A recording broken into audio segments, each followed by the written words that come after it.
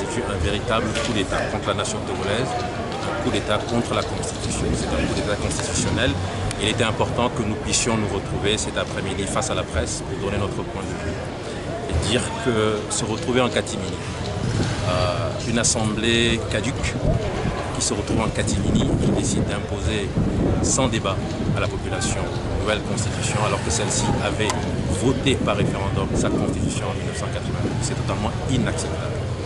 Nous avons vu ce qui s'est passé, les forces de l'ordre sont venues interdire cette rencontre, soit, mais cela ne va pas nous empêcher de nous exprimer et de dire à la face du monde qu'aujourd'hui, le Togo vient de nouveau, après le coup d'État de 2005, le Togo vient de nouveau perpétrer un coup d'État constitutionnel qu'il va falloir demander à l'ensemble de la communauté nationale, à la diaspora et à la communauté internationale. Chacun doit prendre sa responsabilité pour faire barrage à cette forfaiture.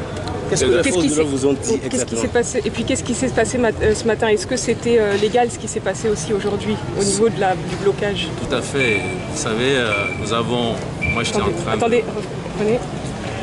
Pardon, excusez-moi. C'est bon? Oui, oui.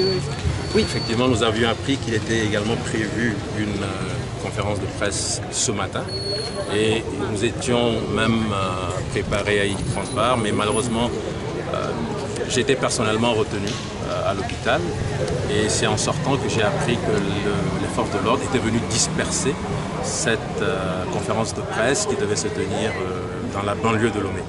C'est également totalement inacceptable. Et ce qui s'est passé aujourd'hui à Baie ne fait que confirmer cette volonté affirmée du pouvoir de faire en sorte qu'il n'y ait plus de système de contre-pouvoir. Il s'agit d'empêcher les partis politiques d'opposition de s'exprimer. Depuis plusieurs mois, on empêche également les organisations de la société civile de se réunir, de s'exprimer. Et je ne sais pas où on va. En tout cas, ce n'est pas la démocratie. C'est tout sauf la démocratie. On est aux antipodes des standards internationaux en ce qui concerne la démocratie. Des actions en vue? Bien sûr. Vous savez, on ne peut pas accepter. Quand vous ne voulez pas, vous dites non. Nous sommes en train de dire non. Nous avons voulu faire une conférence de presse aujourd'hui. Ils l'interdisent. Soit je suis en train de vous parler, vous les journalistes. Nous allons nous retrouver. Il est prévu plusieurs actions, aussi bien au plan national qu'au plan international. Il s'agit de voir comment est-ce que la communauté internationale peut être sensibilisée, comment est-ce que nous pouvons sensibiliser l'opinion nationale. Il faut que tout le monde soit informé et le moment venu, on verra ce qu'il y a lieu de faire. Oui.